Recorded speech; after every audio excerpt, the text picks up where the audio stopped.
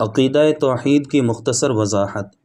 توحید وہ بنیادی عقیدہ ہے کہ سیدنا عیسیٰ سمیت تمام انبیاء کرام علیہم الصلوات والتسلیمات نے اپنی امتوں کو اس کی کامل تبلیغ اور بھرپور تاکید فرمائی۔ ارشاد باری تعالی ہے وَمَا أَرْسَلْنَا مِن قَبْلِكَ مِن رَّسُولٍ إِلَّا نُوحِي إِلَيْهِ أَنَّهُ لَا إِلَٰهَ إِلَّا أَنَا فَاعْبُدُونِ، اور ہم نے آپ سے پہلے جتنے رسول بھیجے سب کی طرف وہی فرماتے تھے کہ میرے سوا کوئی معبود نہیں تو تم میری ہی عبادت کرو۔ عقیدہ توحید کا مفہوم یہ ہے کہ اللہ تعالیٰ واحد و تنہا ہے، اس کا کوئی شریک نہیں، نہ اس کی ذات میں، نہ اس کی صفات میں، نہ اس کے اسماء میں، نہ اس کی سلطنت میں، اور نہ ہی اس کے افعال و احکام میں۔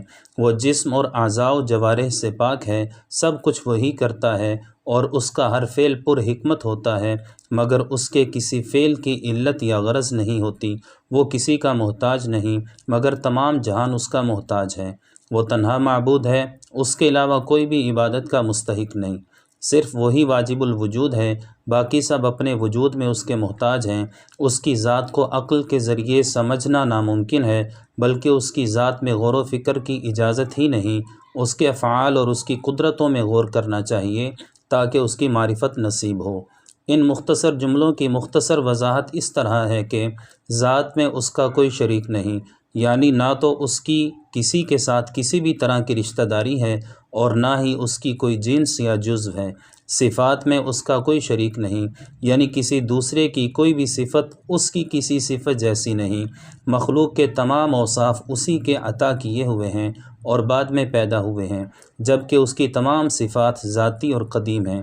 جن صفات کے بارے میں ہمیں لگتا ہے کہ وہ اس کی صفات جیسی ہیں، مثلاً وہ بھی سنتا ہے اور انسان بھی سنتا ہے، اسی طرح وہ بھی دیکھتا ہے اور انسان بھی دیکھتا ہے، یہ ہماری خوبیاں ہرگز اس کی صفات جیسی نہیں، کیونکہ اس کی تمام خوبیاں ذاتی ہیں، جبکہ انسان کو ہر خوبی اس نے عطا فرمائی ہے۔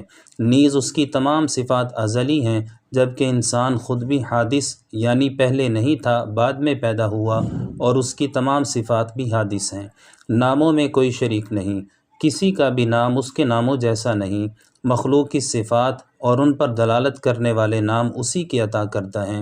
سلطنت میں اس کا کوئی شریک نہیں، یعنی وہ ایسا حاکم مطلق اور بے نیاز بادشاہ ہے کہ ہر ذرہ اس کی بادشاہی میں شامل ہے، مگر اس بے مثال سلطنت میں وہ تنہا ہے، نہ اس کا کوئی وزیر ہے اور نہ ہی کوئی مشیر ہے۔ افعال و احکام میں اس کا کوئی شریک نہیں، یعنی ہر چیز کو اسی نے پیدا فرمایا ہے اور ہر کام اسی کی مشیت و ارادے سے ہے، مگر نہ تو پیدا کرنے اور دیگر افعال میں کوئی اس کا معاون و مددگار ہے اور نہ ہی وہ اپنے فیصلے اور حکم میں کسی کو شریک کرتا ہے۔ وہ جسم اور اعضاء سے پاک ہے۔ انسان سننے کے لیے کانوں اور دیکھنے کے لیے آنکھوں کا محتاج ہے، اسی طرح اسے دیگر اعضاء کی ضرورت ہے، جبکہ باری تعالیٰ ہر موجود کو دیکھتا ہے مگر آنکھوں سے پاک ہے۔ وہ ہر آواز کو سنتا ہے مگر کانوں سے پاک ہے، اسی طرح دیگر اعضاء اور جسم سے بھی اس کی شان بلند ہے۔ اس کے افعال کی علت و غرض نہیں۔ جب کسی کام کے بارے پوچھیں کیوں کیا تو جواب میں علت یعنی وجہ کو ذکر کیا جائے گا، اور جب پوچھیں کس لیے کیا تو جواباً غرض مذکور ہوگی۔ کیوں اور کس لیے سے ہٹ کر کام کے جو نتائج اور ثمرات ہوتے ہیں انہیں حکمت اور فائدہ کہا جاتا ہے۔ افعال باری تعالیٰ میں علت یا غرض نہیں ہوتی۔ اس کی شان اس بات سے بلند ہے کہ وہ علت کا محتاج ہو یا اس کی کوئی خوبی کسی فعل کے ذریعے مکمل ہو، تاہم اس کے ہر فعل میں بے شمار حکمتیں ہوتی ہیں۔ وہ تنہا معبود ہے۔ کسی کو معبود سمجھ کر اس کی حد درجہ تعظیم کرنے اور اس کے سامنے انتہائی عاجزی کرنے کو عبادت کہا جاتا ہے۔ صرف اللہ تعالیٰ ہی کا یہ حق ہے کہ اس کی عبادت کی جائے۔ اس کے علاوہ کسی کو لائق عبادت سمجھنا یا اس کے علاوہ کسی کی عبادت کرنا شرک اور بدترین کفر ہے۔ یاد رہے کہ ہر تعظیم عبادت نہیں ہوتی۔ تعظیم عبادت تب ہوتی ہے جب معظم کو معبود سمجھا جائے۔ وہ واجب الوجود ہے، یعنی وہ کسی دوسرے سبب کے بغیر محض اپنی ذات کے تقاضا سے موجود ہے اور اس کا عدم یعنی نہ ہونا محال ہے۔ اس کے علاوہ ہر چیز اس کے بنانے سے ہے اور ہر چیز کا عدم ممکن ہے، یعنی ہر چیز کے بارے یہ ممکن ہے کہ وہ نہ ہو۔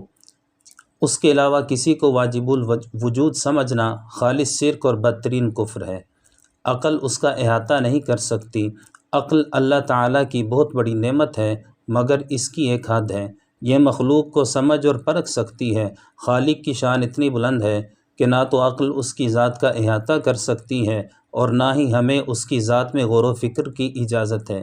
اس کے افعال اور اس کی قدرتوں میں غور کرنا چاہیے تاکہ اس کی معرفت نصیب ہو۔